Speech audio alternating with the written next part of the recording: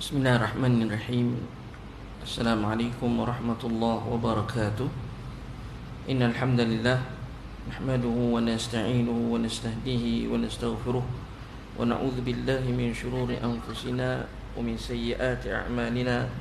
May yahdihillahu fala mudilla lahu wa may yudlil fala hadiya lahu. Asyhadu an la ilaha illallah wa asyhadu anna Muhammadan 'abduhu wa rasuluh. Qala Allah subhanahu wa ta'ala, qalu subhanaka la ilma lana illa ma 'allamtana innaka antal alimul hakim.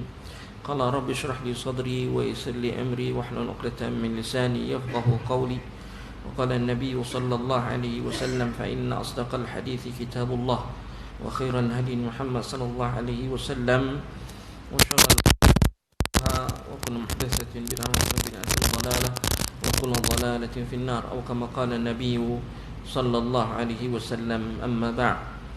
Tuan-tuan yang dirahmati Allah Subhanahu wa taala, alhamdulillah, pertama sekali kita ucapkan syukur pada Allah pada malam ni dapat kita bersama-sama lagi untuk kita teruskan pengajian kita berkaitan dengan kitab itu, iaitu kitab Al-Arba'un Al-Manawiyah, berkaitan dengan adab-adab sesama manusia.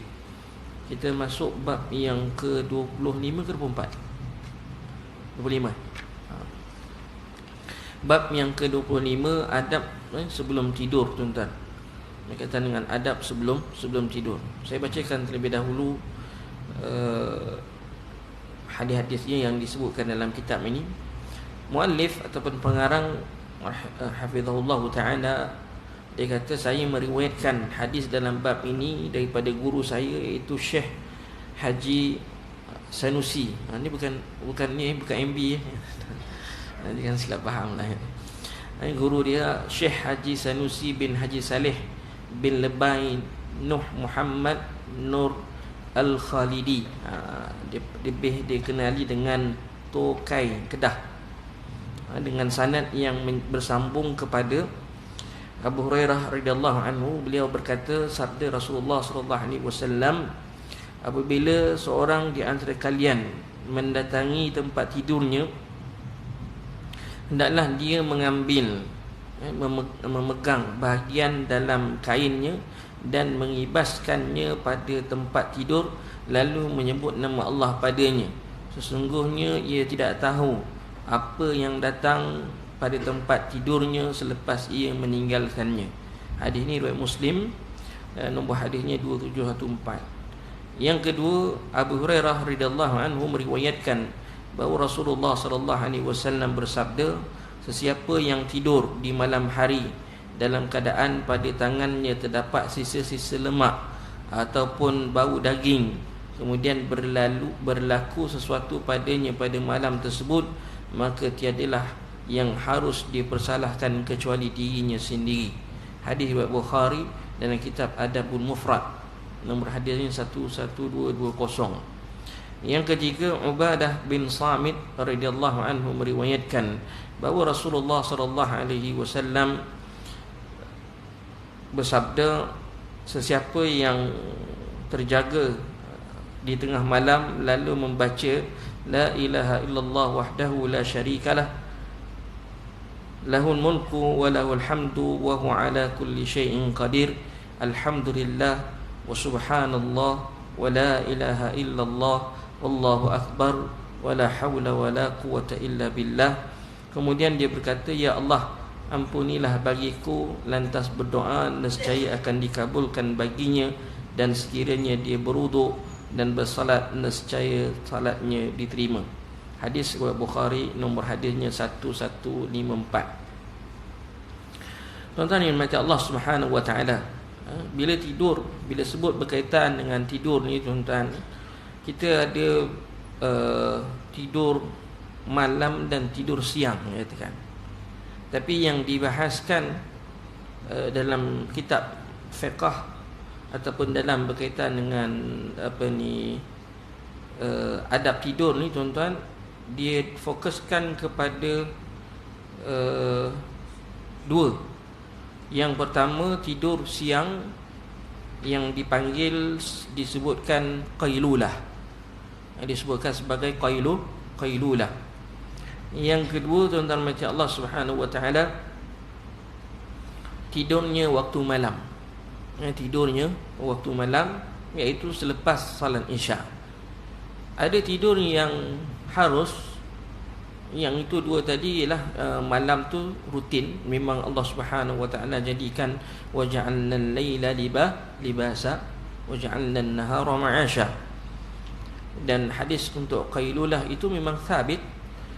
Walau bagaimana sekalipun, selain daripada itu, tidur siang yang dipanggil tidur contohnya waktu pagi harus untuk ditidur, tetapi sebaiknya ditidur selepas waktu duha, selepas waktu duha. Dan juga dilarang, adalah larangan tetapi tidaklah terlalu kuat larangan tersebut, tidur selepas asar, kerana ada riwayat tapi hadisnya tidak berapa kuat. Dan kemudiannya larangan Nabi SAW tidur sebelum Isya, tidur sebelum Isya, seperti mana hadis Bukhari dan juga Muslim. Makanya tuan-tuan mati Allah, itu tidur yang ada katakan dalam dalam hadis-hadis Nabi SAW. Kalau tadi saya sebut tidur di sebelum masuknya waktu salat sebelum Isya, ada Nabi SAW bersabda dalam satu hadis yang Bukhari dan juga Muslim daripada Abi Barzah radhiyallahu anhu, anna Rasulullah sallallahu alaihi wasallam kana yakrah naum qabla al-isya. Nabi sallallahu alaihi wasallam tak menyukai, tidak menggemari tidur sebelum Isya. Perbuatan itu adalah ada terdapatnya larangan daripada Nabi sallallahu alaihi wasallam. Wal haditha ba'daha, maknanya berbual ataupun ialah berboraklah, istilah kata tak, selepas Isya. Anak kita bukan setakat borak, ngopi je sampai pukul 12, pukul 1, kecuali jika ada keperluan. Kecuali ada keperluan tu bab lain lah, katakan.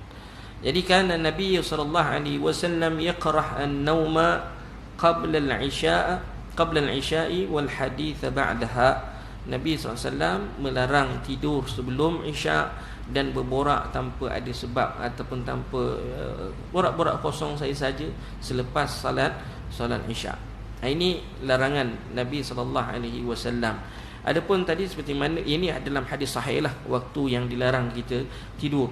Adapun tidur selepas asar, tersebar dalam masyarakat, tidur lepas asar ini ialah mewarisi, kita kata gila, katakan orang boleh, ialah kita kata dia panggil perkara itu tersebar dalam masyarakat, tetapi saya beritahukan bahawa dalilnya tidak berapa kuat, katakan larangan selepas salat asar. Begitu juga selepas salat subuh.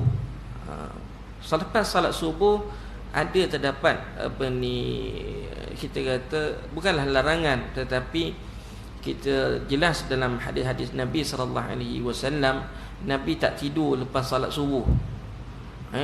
Lepas salat subuh Nabi tak tidur, dan juga sahabat-sahabat Nabi dia tak tidur sehingga terbitnya matahari untuk dia salat 2 rakaat.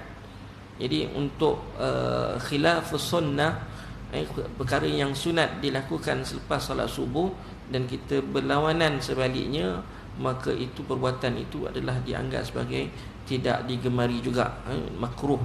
Wallahu alam.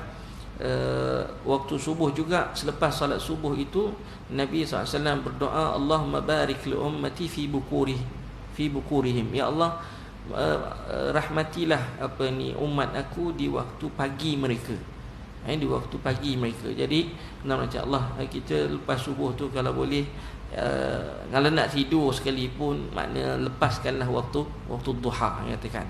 Walaupun tidak ada terdapat larangan yang khusus, katakan, tapi kelebihan itu ada. Tuan-tuan mati Allah, berkaitan dengan tidur qailulah ada khilaf di sisi ulama. Adakah yang dimaksudkan qailulah itu sebelum zuhur ataupun selepas zuhur? Apa yang dipegang ataupun apa yang disyarahkan oleh kebanyakan para ulama, qailulah itu ialah sebelum zuhur. sebelum zuhur. Tempoh masanya tidak terlalu lama. Kita kadang-kadang kalau dah tidur tu dilajak sampai sejam kan dia tidur. Sebenarnya qailulah ini tidur yang sekejap. Antara tujuan qailulah ini disebutkan kelebihan qailulah ini ialah untuk bangun malam. Dan untuk bangun malam, untuk qiyam. Jadi siapa yang dapat beramal dengan qailulah ini, maka buatlah, katakan. Ada. Dan ada juga pandangan, tak nafikan, ada juga pandangan menyatakan qailulah itu boleh dilakukan juga selepas salat zuhur, katakan. Wallahu a'lam. Ada. Sebelum, yang tepatnya ialah ataupun yang kuatnya sebelum. Kadar lebih kurang dalam 10-15 minit. Istilahnya, kalau kajian yang dilakukan qailulah ini penting untuk recharge balik badan kita daripada penat letih, katakan, seharian itu. Maknanya kalau tuan-tuan biasa amalkan tidur sebelum zuhur, selepas zuhur tu, lepas dah tidur sekejap tu, dalam 10-15 minit badan akan jadi bertenaga kembali. Istilahnya kata recharge baliklah kita, badan kita dicas balik. Okey. Jadi tuan-tuan mati Allah Subhanahu wa taala, malam ni kita nak bincang berkaitan dengan adab tidur. Yang dimaksudkan dalam hadis ini, dalam perbincangan ini, ialah tidurnya pada waktu malam. Tidur pada waktu malam. Secara umum lah, nas bila sebut tidur waktu malam lah, katakan. Dilihat daripada hadis yang pertama, hadis Abi Hurairah radhiyallahu anhu berkata, Rasulullah SAW bersabda, apabila seorang di antara kalian mendatangi tempat tidurnya, hendaklah ia memegang bahagian pada kain cadar ke untuk katilnya tadi, dan mengibaskannya pada tempat tidur sambil menyebut nama Allah. Sesungguhnya ia tidak tahu apa yang datang pada tempat tidurnya selepas dia meninggalkannya. Tempat katil kita ni, tuan-tuan, lagilah kalau bila kita tinggalkan dia, ada benda lain yang duduk tidur atas katil kita. Ada benda lain yang duduk di atas katil kita. Wallahu a'lam. Imma sama ada makhluk yang kita boleh nampak ataupun makhluk yang kita tak boleh nampak. Yang tak boleh nampak ni jin, syaitan, kata Nabi. Maka Nabi SAW, idza awa ahadukum ila firashihi falyakhuz dakhila izarihi. Dia kena angkat cadar tu. Kalau ada cadar, kita tarik cadar lah, katakan. Cari cadar, kebaskan dulu. Kibaskan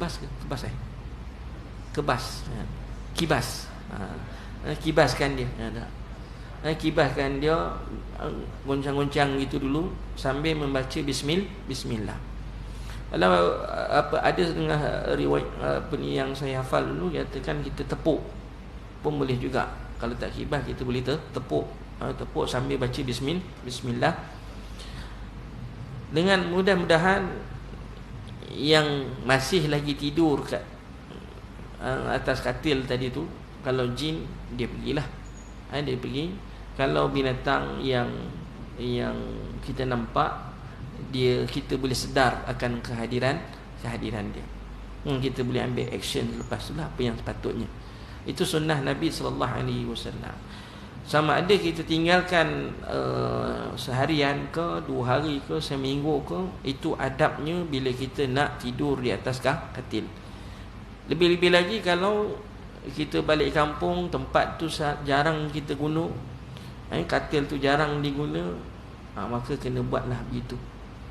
Dan benda ni macam Allah Subhanahu wa taala perlu diajar pada anak-anak supaya dibuat. Kan susah, kibas je, nyatakan. Kibas saja katilnya tadi, tepuk-tepuk dengan baca bismillah. Bismillah, Nabi sebut sitrun. Bismillah ni kelebihannya besar macam Allah Subhanahu wa taala. Salah satu kelebihannya ialah bismillah ini pendinding untuk diri kita sendiri. Ada masa kita tanggal pakaian, kita masuk rumah, kita nak minum air, pendinding untuk diri kita sendiri. Baca bismillah. Bahkan ada hadis yang umum, kullu amalin dzibalin lam yubda bi dzikri ismillah fa huwa aqta. Semua amalan yang baik tidak dimulakan dengan bismillah, maka dia jadi sia-sia. Tidak dimulakan dengan menyebut nama Allah, maka dia jadi sia-sia. Walaupun hadis itu ada perbahasan di sudut kekuatannya, tetapi banyaknya hadis-hadis Nabi SAW yang Nabi sarankan kita mulakan sesuatu dengan bismillah. Antaranya ialah untuk kita tidur tadi, sebelum tidur. Sebelum tidur lagi katilnya dikibaskan dan sambil membaca bismillah ataupun ditepuk. Kalau kita pakai tanggal baju, kita kata tanggal baju disunatkan kita juga membaca bismillah.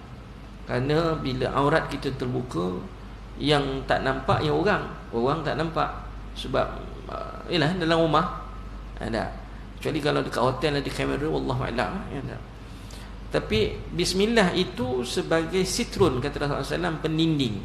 Maknanya bila syaitan selalu dia nampak kita, tapi bila kita tanggalkan, memang dia akan nampak. Dia boleh nampak kita kat rumah kita, kat mana-mana kita tak nampak dia, tapi dia boleh sentiasa boleh nampak kita. So aurat kita boleh tertutup, boleh terhindar, boleh terhalang daripada penglihatan mereka dengan membaca bismillah. Kita baca bismillah, Nabi sebut dalam hadis, bismillah sitrun. Bismillah itu sebagai pendinding. So bacalah bismillah. Hebatnya bismillah dengan nama Allah itu perkataan pendek saja, bismillah, katakan sitrun. Dan banyak nak masuk tandas, katakan kita baca bismillah. Kita masuk rumah baca bismillah. Masuk rumah saya pesan, masuk rumah baca bismillah. Sebab kita balik rumah, kita tak sedar siapa yang ikut kita, yang suka kat kita, yang teringin nak join kita balik ke rumah, nak masuk dalam rumah kita. So nak halang mereka ni ataupun makhluk Allah yang namanya jin ni, baca bismillah. Dia kalau nampak kita boleh hambat, tapi masalah tak nampak. Kalau ada orang nak ikut kita, katanya kau faham nak ikut aku masuk rumah, boleh, tak? Tapi masalah tak nampak. Bila tak nampak, cara Nabi dah ajar daripada kita nak halang mereka ialah baca bismillah. Masuk rumah baca bismillah. Baca bismillah. Nak tinggalkan, nak tutup pintu rumah dan sebagainya, tingkap. Dulu orang kampung macam Allah Subhanahu Wa Taala biasa, dia tak sebarkan dia tak sebarkan dengan cara sebut hadis, tapi dia sebarkan dengan cara ucapan-ucapan biasa, katakan, yang menjadi kebiasaan masyarakat kampung. Waktu maghrib tutup pintu, tutup tingkap. Alasannya kenapa? Waktu itu syaitan berkeliaran. Itu yang biasa kita dengar daripada mak bapak kita, datuk nenek moyang kita. Waktu maghrib kena tutup tingkap pintu. Senja-senja ni tutup tingkap tu. Ada. Waktu syaitan berkeliaran, tutup tingkap. Ada. Memang hadis Nabi SAW jelas dalam perkara itu. Cuma orang kampung dia tak hafal hadis, dia dengar pengajian-pengajian dan menjadikan itu sebagai kebiasaan mereka. Dan memang sabit dalam hadis Nabi SAW, waktu senja itu memang dituntut kita tutup. Dan bahkan ditambah juga riwayat yang lain, menutup pintu tingkap dengan menyebut nama Allah. Bismillah, ingat. Bismillah. Begitu juga dengan makanan. Makanan kita kata, makanan kita, minuman kita jangan dibiarkan terdedah di atas di dapur ke ataupun sewaktu dengannya. Kita kata hendaklah ditutup. Bahkan Imam Nawawi rahimahullah ta'ala paling tidak pun letak sebatang kayu ataupun untuk menutup air ke tadi kan, tutup. Sebab itu tempat-tempat kola, minuman, sebaik-baiknya ialah ditutup. Kita kat rumah ada kola, kita ada apa lagi kita kata, ialah air yang kita letak kat ni kan. Kalau boleh jangan dibiar tutup. Sabit dalam hadis Nabi SAW, ada wabak yang akan berkeliaran dalam setahun tu sekali. Dalam setahun tu akan berebak wabak. Dan wabak itu akan merebak pada waktu malam dan tidak ada makanan ataupun minuman yang terbuka, dia akan masuk dalam tu. Dan bila kita minum ke kita makan pula besoknya dengan pada makanan ataupun minuman yang terdedah, dikhawatiri kita akan terkena wabak tersebut. Ini saranan apa yang disebut dalam hadis-hadis Nabi sallallahu alaihi wasallam. Makanya tuan-tuan mati Allah, tutup makanan tadi bismillah, ya, tutup bismillah. Itu panduanlah yang sedikit berkaitan dengan perkataan bismillah tadi. Kita fokus balik kepada hadis yang kita bacakan pada malam ni, tuan-tuan mati Allah.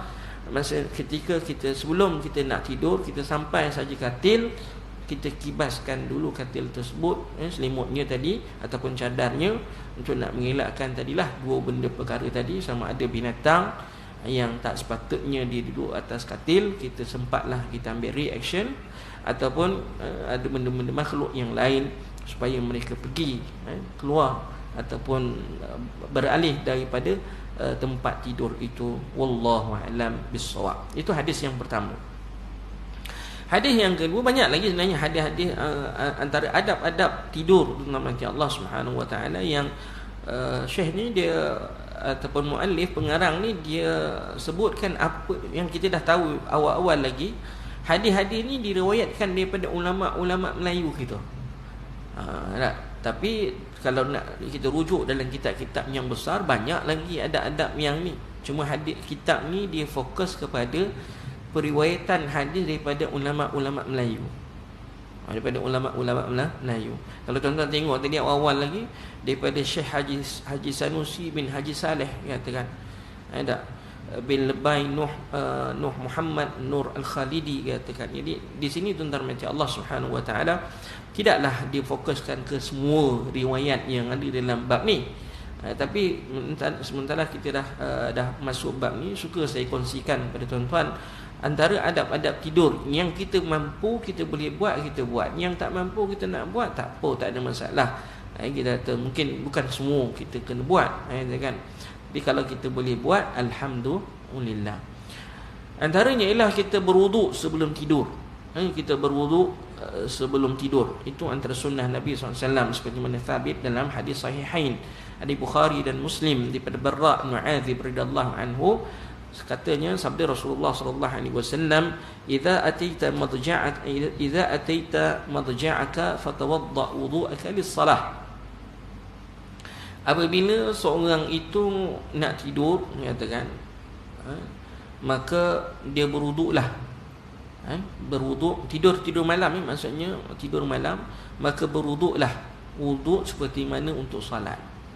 Fatawadda wudu'aka lis-salah. Lepas tu barulah boleh baring di atas katil ala syiqqikal ayman, maknanya atas lambung kanan. Kita tidur di lambung kanan lah, itu yang terbaik.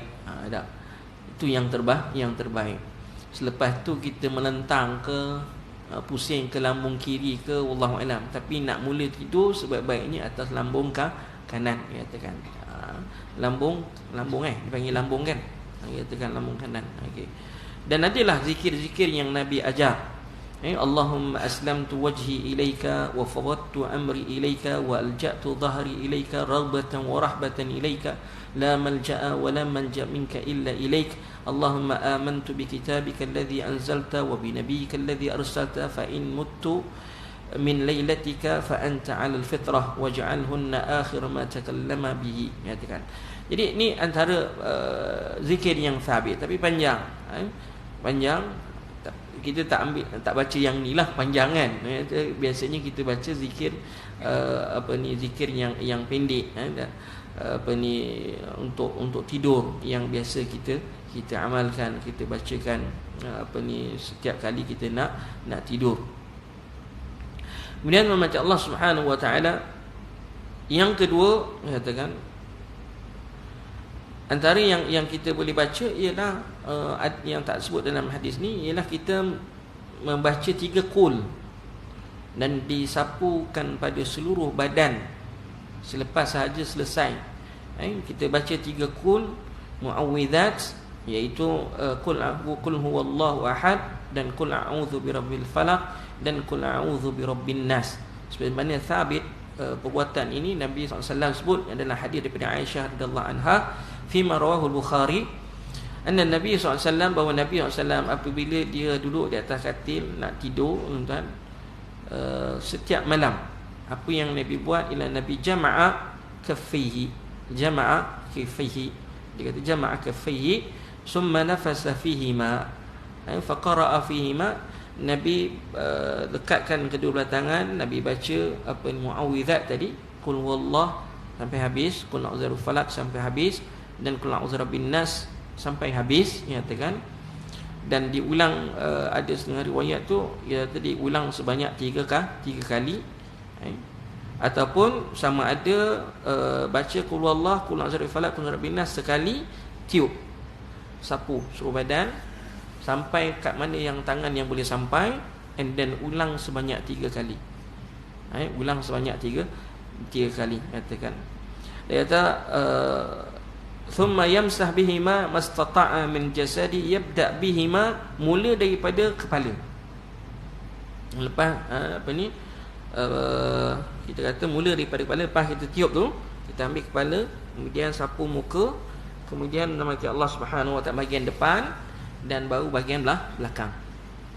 Dan Nabi buat perkara itu sebanyak 3 kali. Nas hadis Nabi SAW nya ialah faqara'a fihi ma qul huwallahu ahad wa qul a'udzu birabbil falaq wa qul a'udzu birabbin nas thumma yamsah bihima mastata'a min jasadihi yabda'u bihima 'ala ra'sihi wa wajhihi wa ma aqbala min jasadihi yaf'alu dhalika 3 marrat. Yaf'alu dhalika 3 marrat. Jadi caranya tadi ialah kita baca, kita himpunkan kedua belah tangan, kemudian kita baca dan tiup nama Allah, sapu ustaz daripada kepala sampai bawah muka, kemudian bahagian depan dan bahagian belakang. Bahagian belakang yang kita boleh sampai, dan kita ulang sebanyak 3 kali. Itu sabit dalam hadis Nabi sallallahu alaihi wasallam fi ma rawahu al-Bukhari. Selain daripada itu, adab tidur juga, sebelum tidur kita membaca membaca ayatul kursi. Kita membaca ayat kursi. Seperti mana disebut dalam riwayat Bukhari muallaqan secara ta'liq daripada Abi Hurairah radhiyallahu anhu, Nabi sallallahu alaihi wasallam telah mewakilkan aku untuk menjaga zakat Ramadan, duit zakat Ramadan, zakat fitrah. Fa'atani atin, tiba-tiba datang seorang, faja'ala yahthu min at-ta'am, dia pergi cari cari makanan, kata. Fa akhadtu, aku pegang dia, aku dapat pegang igat dia, katakan. Wa qultu wallahi, demi Allah, la arfa'annaka ila Rasulullah sallallahu alaihi wasallam, aku akan bawa engkau ni pergi jumpa dengan Nabi sallallahu alaihi wasallam. Dak. Qala inni muhtaj wa alayya iyal wa li hajat syadidah, kata. Tak maaflah, dia kata, saya ni sangat-sangat perlukan makanan. Keluarga saya sangat memerlukan. Ahli Quran, anak-anak saya semua perlukan. Qala fa khallaitu anhu fa asbahtu fa qala Nabi sallallahu alaihi wasallam, lalu aku lepaskan dia. Sebab alasan dia tadi, dia dalam keadaan memerlukan. Fa asbahtu, lalu aku bila pagi subuh tu aku pun menjumpa Nabi sallallahu alaihi wasallam. Faqala Nabi sallallahu alaihi wasallam, Nabi berkata, belum sempat dia bertanya kepada Nabi sallallahu alaihi wasallam, Nabi tanya dia dulu. Kata, ya Abu Hurairah, ma fa'ala asiruka al-bariha? Wahai Abu Hurairah, apa yang orang yang kau pegang malam tadi, apa yang kau buat dengan orang yang kau tahan malam tadi? Malam tadi, kata. Qala qultu ya Rasulullah, syakkan hajatan syadidan, syakka hajatan syadidatan wa iyalan farahimtuhu fa khallaitu sabila. Dia kata, ya Rasulullah, yang datang tu, katakan, dia sangat memerlukan, orang yang susah apa semua, kan, katakan. Lalu aku lepaskan dia lah, maknanya aku kasihan kat dia, aku lepaskan dia. Qala amma innahu qad kadzabaka. Dia kata, yang datang tu dia telah berbohong pada kamu, dan dia akan datang lagi sekali. dia akan datang sekali lagi. Fa'araftu annahu sayauд. Lalu Abu Hurairah kata, aku tahu dia akan datang sebab Nabi kata. Tak betul kot Nabi yang sebut kan, ya kan, annahu sayauд. Farasattu faja'a yahthu, dan malam yang berikutnya dapat tangkap, memang dia datang sekali lagi, dapat tangkap. Mana faqultu la arfa'annaka ila Rasulillah sallallahu alaihi wasallam, aku akan bawa kamu kepada Nabi sallallahu alaihi wasallam. Qala da'ni, lepaskanlah aku. Dia kata, keluarga aku susah, ada alasan yang sama. Lepas ni aku tak datang dah. Farahimtuhu, kali kedua dengan alasan itu cair jugalah Abu Hurairah ni, ada cair jugalah, dia pun lepaskan. Bangun pagi, Nabi belum sempat dia cerita, Nabi dah tanya tu, ya Abu Hurairah, ma fa'ala asirak. Dia kata, wahai Abu Hurairah, apa yang orang tahanan kamu tadi malam tadi buat? Dia kata, qultu ya Rasulullah, jawapan yang sama. Abu Hurairah kata, aku lepaskan dia jugalah. Dia kata, amma innahu kadzabaka fa huwa sayyi'ud. Dia kata apa, Nabi SAW, dia menipu kamu, dia menipu tu. Dia kata, malam ni dia datang lagi. Nanti dia akan datang lagi. Masuk hari yang ketiga, malam yang ketiga, dapat tangkap juga nama Allah Subhanahu wa taala, iaitu malam yang ketiga. Abu Hurairah kata kat dia, annaka taz'am la ta'ud summa ta'ud. Semalam kau janji kau tak datang, tapi malam ni kau datang lagi. Qala dia kata, qala da'ni, lepaskanlah aku. Dia kata, u'allimaka kalimat yanfa'uka Allahu biha. Aku ajarkan kepada kamu beberapa perkataan yang mana Allah Subhanahu wa taala akan bagi manfaat kepada kamu dengannya. Ya, katakan. Faqultu ma huwa? Apa dia? Qala idza awaita ila firashika. Apabila kamu nak tidur, katakan, faqra ayat kursi. Bacalah ayat kursi. Katakan. Ayat kursi bermula daripada Allahu la ilaha illa wal hayyul qayyum ila akhirih. Sehingga habis ayat tu. Fa innaka lan yazalu 'alayka min Allahi hafizun wa la yuqarribannaka syaitan hatta tusbiha. Lalu bila kamu baca ayat itu, maka Allah Subhanahu wa taala akan menjaga kamu sepanjang malam itu. Fa innaka lan yazalu 'alayka min Allahi hafizun wa la yaqribannaka syaitan. Syaitan pun tak boleh nak mendekati kamu, sehingga kamu pagi. Fa khallaitu sabilahu. Kata apa ni, Abu Hurairah, lepas dia ajar aku tu, aku pun lepas dia lah. Lepaskan dia. Fa asbahtu, lalu waktu pagi, macam biasalah, belum sempat tanya, Nabi dah tanya tu. Ma fa'ala asirukal barihah? Apa yang tawanan kamu malam tadi buat, wahai Abu Hurairah? Qultu ya Rasulullah, wahai Rasulullah, za'ama annahu, dia telah mendakwa, dia telah mengajar aku lah, katakan, beberapa perkataan yang memberi manfaat, yang mana Allah akan beri manfaat pada aku dengannya. Fa khallaitu sabilahu, aku pun lepaskan dia. Qala ma hiya? Apa yang dia ajar kepada kamu? Qultu qala li, dia kata aku, orang tu bagi tahu suruh baca ayat kursi setiap kali nak tidur sampai habislah ayat kursi itu. Tak. Wa qala li, maknanya, dan kelebihannya bila dibaca, maknanya Allah Subhanahu taala akan menjaga aku sepanjang malam itu, dan syaitan tidak akan mendekati aku sehingga pagi. Faqala Nabi sallallahu alaihi wasallam, amma innahu qad sadaqaka wa huwa kadhub. Nabi, ungkapan Nabi, apa yang disebut tu betul, tetapi syaitan ni tak boleh dipercayai. Jelas ni katakan, yang disebut tu betul, tetapi syaitan dia ni bukan maknanya bila yang dia cakap tadi semuanya boleh diterima, tidak. Tapi apa yang disebut tentang ayat kursi itu betul. tapi dia ni seorang pendusta. Dia ni seorang pendusta.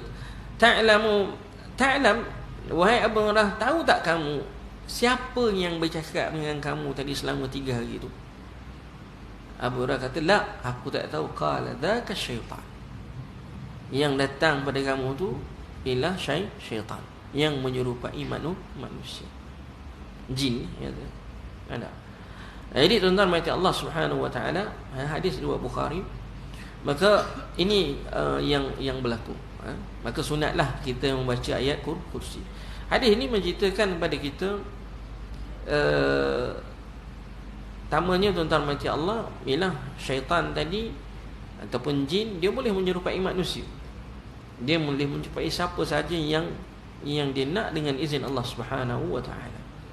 Jadi kita kena berhati-hati, kita kena berhati-hati. Wallahu a'lam bissawab, ya kan.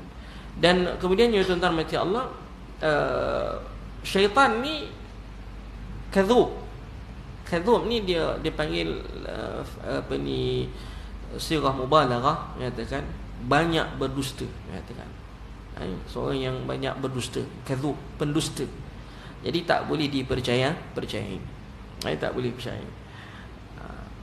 Baik itu kalau orang bermimpi, kaedahnya berdasarkan hadis ni, bermimpi konon-kononnya lah, ustaz saya mimpi macam tadi ada orang ajar saya buat baca zikir ni sekian kan.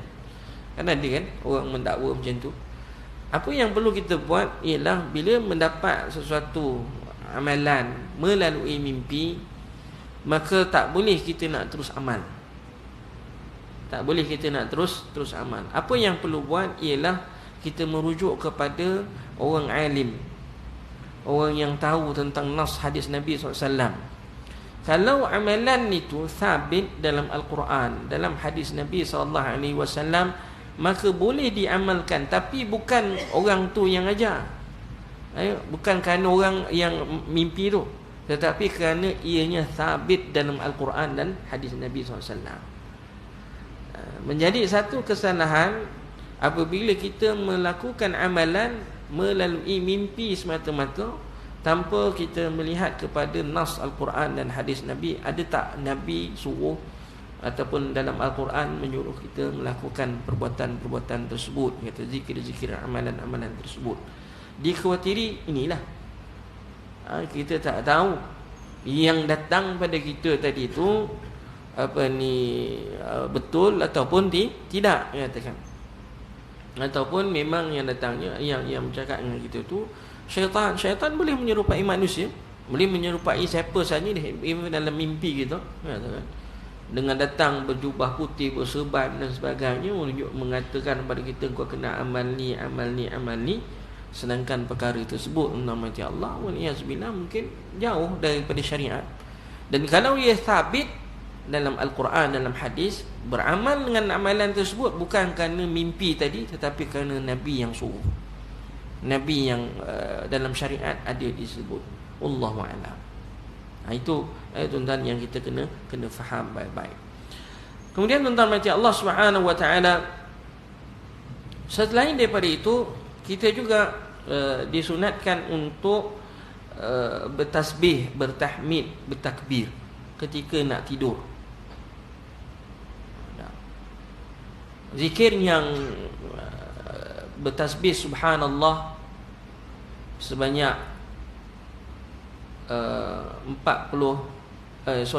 33 kali yang kita baca selepas sembahyang, dan subhanallah alhamdulillah wallahu akbar 33. Selain dibaca selepas salat fardu, maka sunat juga dibaca sebelum tidur, seperti mana sabit dalam hadis Bukhari dan juga Muslim. An Ali bin Abi Talib, dia kata an Ali, daripada Ali bin Abi Talib radhiyallahu anhu, anna Fatimah radhiyallahu anha atat an-nabiy sallallahu alaihi wasallam tashku ilaihi ma talaqa fi yadiha min ar-riha tabarruha atau min ar-raha, wa balaghaha annahu ja'ahu raqiq falam tusadifhu فذكرت ذلك لعائشة فلما جاء أخبرته عائشة قال فجاءنا وقد أخذنا مضاجعنا فذهبنا نقوم فقال على مكانكما فجاء فقعد بيني وبينها حتى وجدت برد قدميه على بطني فقال ألا أدلكما على خير مما سألتما إذا أخذتما مضاجعكما أو أتيتما إلى فراشكما فسبحا 33 واحمدا 33 وكبر 34 فهو خير لكما من خادم. Artinya ialah orang perempuan ngadu sakit tangan, mungkin penat buat kerja apa semua kan, katakan penat buat kerja. Jadi nama Allah Subhanahu wa taala daripada duduk mengadu macam-macam tu, baiklah Nabi sarankan suruh baca zikir lepas sebelum tidur, baca subhanallah 33 kali, alhamdulillah 33 kali, dan Allahu akbar 34 kali. So cuma jadi 100. 33 34. Subhanallah 33, alhamdulillah 33, Allahu akbar 34, katakan. Ada wallahu a'lam.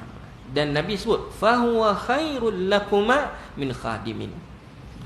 Bacaan itu ataupun zikir ni lebih baik daripada pembantu rumah ke apa, katakan dekat rumah. Jadi dok mengadu tangan sakit, katakan buat kerja banyak apa semua. Jadi Nabi syurkan ataupun disyurkan kepada Fatimah dan juga Aisyah supaya membaca zikir tadi sebelum tidur. Wallahu a'lam. Jadi bukanlah terkhusus kepada Aisyah, terkhusus kepada Fatimah radhiyallahu anhuma, tetapi boleh dilakukan oleh semua kita di kalangan umat Islam sebelum tidur. Baik. Selain daripada itu, nama Allah Subhanahu wa taala juga antara yang disarankan untuk kita lakukan juga sebelum tidur, tutup lampu. Tutup lampu. Hadis Nabi sallallahu alaihi wasallam riwayat Bukhari dan juga Muslim juga, Nabi kata apa? Idza la tatrukun nar fi buyutikum hina tanamun. Jangan kamu tinggalkan api dalam rumah kamu ketika kamu tidur. Nabi sebut api. Betul, katakan mana ada sekarang orang pakai api dah nak katakan.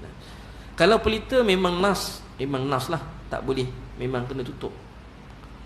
Tetapi kita hari ni pakai lampu. Lampu antara kita kata api ni ialah macam-macam boleh berlaku, katakan tak? Masa tidur mungkin boleh tumbang lampu tu, api tu, dan boleh menyebabkan kebakaran. Ilahnya itulah, katakan. Ilahnya katakan untuk nak mengelakkan benda musibah, katakan. Sekarang kita kata lampu pun boleh menjadi litar pintas, katakan. Dia boleh menyebabkan litar pintas. Lebih-lebih lagi tentang Allah Subhanahu wa taala, haba yang dihasilkan oleh lampu ni juga kuat jugalah, katakan. Dia ada haba yang dikeluarkan pada waktu malam yang menyebabkan badan kita terus bekerja untuk melawan haba tadi. Wallahu a'lam. Ada kajian-kajian yang dibuatkan, lalu disarankan nak tidur kena tutup lampu. Tuan-tuan bezakan malam yang tidur tutup lampu dengan malam yang tidur tak tutup lampu. Tuan-tuan nampak perbezaan? Kita azan dulu insya-Allah.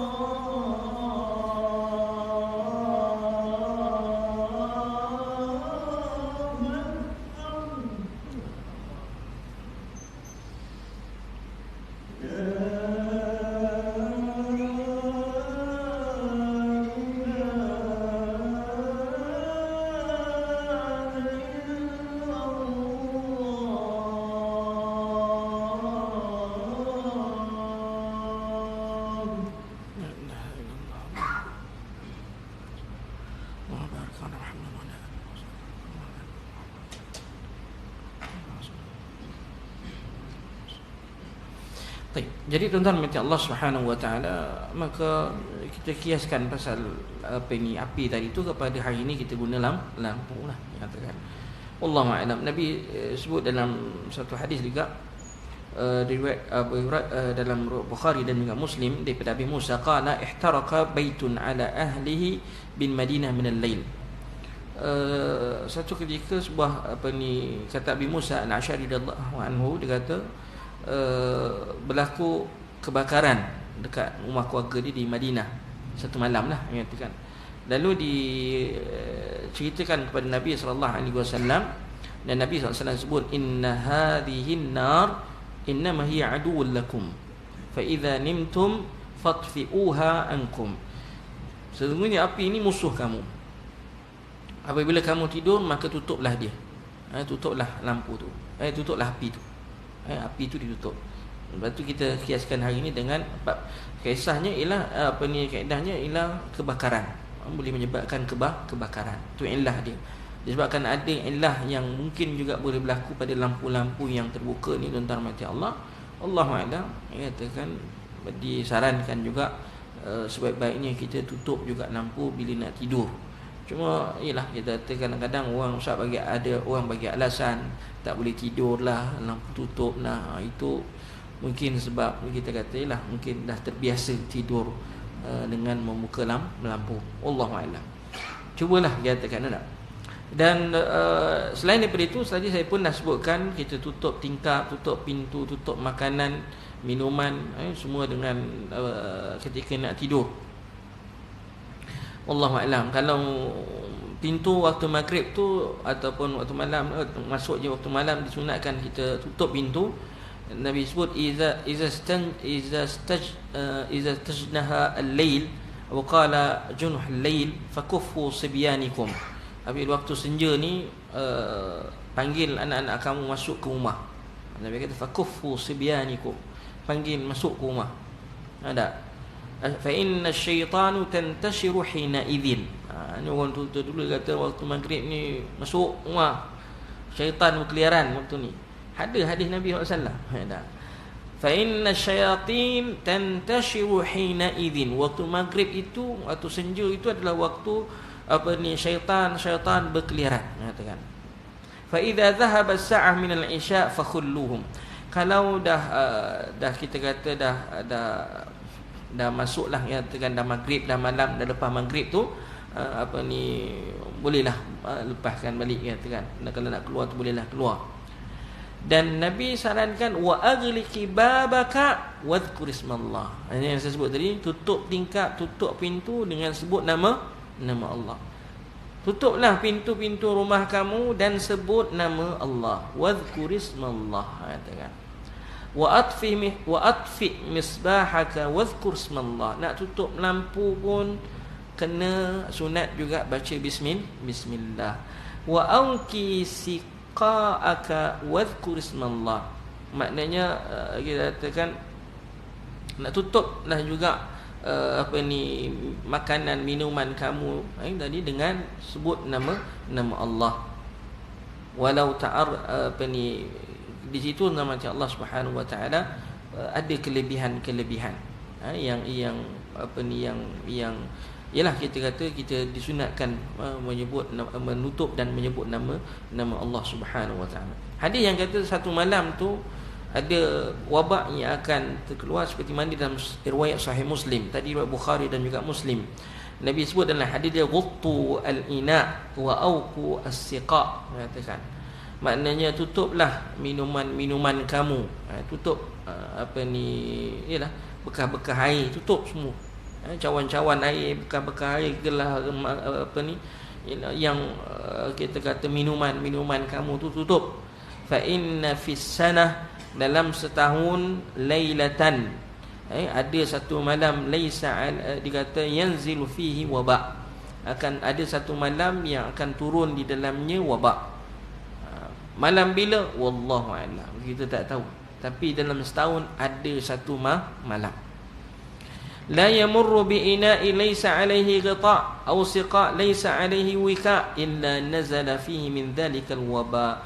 Tidak ada minuman bekas air kecil yang terbuka ataupun bekas air yang besar yang akan terbuka, kecuali wabak tadi akan masuk di dalamnya. Itu dalam hadis riwayat Muslim. Allahu a'lam. Selain daripada itu, antaranya ialah saya ringkaskan, mungkin masa tak ada tuan-tuan. Wuduk bagi orang yang berjunub ataupun melakukan persetubuhan dengan isteri, jangan lepas melakukan hubungan terus tidur, jangan. Maka sunnah Nabi SAW berwuduk. Kalau boleh mandi, mandi. Tak boleh mandi, tak apa, berwuduk sahaja. Nabi kata na'am, Nabi kata apa dalam hadis dia, idza arada an yanam wa huwa junubun ghasala farjahu wa tawadda lis-salah. Apabila seorang itu telah melakukan persetubuhan sebelum tidur, maka dia basuh kemaluannya dan dia berwuduk seperti mana wuduk untuk salat. Itu yang sunnahnya. Kemudian mati Allah, kalau boleh kita kata nak tidur, jangan tidur menelangkup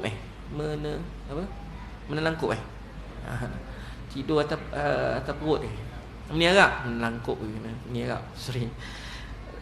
Kerana dalam hadis riwayat Tirmizi dengan sanad hasan daripada Abu Hurairah radhiyallahu anhu qala ra'a Rasulullah sallallahu alaihi wasallam rajulan muttaji'an ala batnihi. Dia nampak seorang lelaki tidur menierap begitu. Qala inna hadhi dij'ah la yuhibbuhu Allah. Tidur cara ni tidak disukai oleh Allah.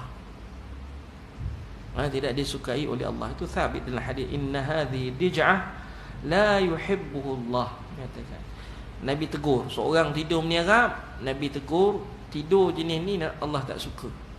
So jangan tidur menierap. Alasan mungkin ada disebut dalam syarah-syarah hadis, tapi saya nak ringkaskan macam Allah, nak cepat nyatakan supaya kita dapat perkara-perkara yang banyaklah untuk kita amalkan. Okey. Kemudian macam Allah Subhanahu Wa Taala, hadis yang kedua, yang ketiga, yang kedua Nabi kata siapa yang tidur di malam hari, keadaan pada tangan ni terdapat sisa-sisa makanan lemak dan bau daging, basuhlah dulu tangan tu. Lepas makan kenyang tidur, tangannya pun tak dibasuh, bau daging, bau apa semua. Kita tak tahu, kita kata kan malam kot tikus ke gigit ke kita punya kan. Sebab tu Nabi kata, Nabi pesan, kalau maka tiadalah yang harus dia persalahkan kecuali dirinya sendiri. Kalau berlaku satu malam tu, jangan salahkan orang lain, salahkan diri sendiri. Kenapa tak basuh tangan? Nak tidur tak basuh tangan, katakan. Kemudian macam Allah hadis Ubadah bin Samir radhiyallahu anhu yang terakhirnya ialah kalau terkejut tengah malam, sunat kita baca la ilaha illallah wahdahu la syarikalah lahul mulku wa lahul hamdu wa huwa ala kulli syai'in qadir alhamdulillah subhanallah la ilaha illallah Allahu akbar wa la haula wa la quwwata illa billah. Kejut tengah malam, kita pun baca zikir ni dan berdoa. Nabi sebut siapa yang doa bangkit tengah-tengah malam, dia sedar, dia baca zikir ni, dia baca doa, Allah akan mustajabkan doa. Allah akan mustajabkan doa itu. Yang lebih afdal dia bangun berwuduk solat. Itu lebih afdal. Tapi dapat buat yang ni pun dah cukup, syukur pada Allah Subhanahu Wa Taala. Tapi nampak senang, zikirnya pun tak susah. Tapi bila walaupun tak susah, nak buat itu susah. Nak bangun malam apa semua, Allah mazukna. Mudah-mudahan Allah berikan rezekinya kepada kita. Jadi tuan-tuan macam Allah, sebenarnya banyak lagi adab-adab kita lepas ni kita ambil. Ada juga lagi lepas ni adab sewaktu tidur. Sewaktu tidur. Dia bila sebut mimpi ni tuan-tuan, kalau dulu masa saya belajar Syekh katakan, adalah Syekh kata nak sambung mimpi tu, tidur tempat yang sama. Kalau kan kadang mimpi kan kita Alamak, terkejut ni, terputus dah mimpi dia. Mimpi tengah best lah tu kan? Mimpi tengah best. Jadi nak sambung balik mimpi tu, kata Syekh guru kami dulu, kata tidurlah tempat yang sama. Tidur tempat yang sama, insya-Allah continue mimpi tu. Tapi sunnah Nabi SAW, bila mimpi yang menakutkan, menyeramkan, kita kena berpaling. Katalah mimpi kena kejar hantu, Allah alam. Takut, menakutkan, mimpi yang menggerunkan, mimpi yang menakutkan. Kita tak nak dah mimpi balik, kerana tidur sebaliknya. Kita sedar kat mana? Sedar kata sebelah kiri, kita patah balik sebelah kanan. Kita beralih tempat. beralih tempat. Itu nanti kita akan lihat nanti pada bab yang akan datang dengan Allah Subhanahu wa taala. Wallahu taala a'lam bissawab, nyatakan. Setakat itu saja yang sempat saya kongsikan pada malam ni. Mudah-mudahan kita sama-samalah amalkan umat Allah Subhanahu wa taala. Wallahu taala a'lam.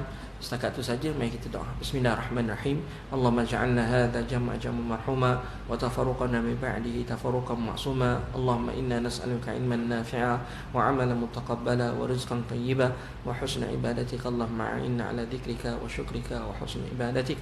Rabbana atina fid dunya hasanah wa fil akhirati hasanah wa qina 'adzaban nar.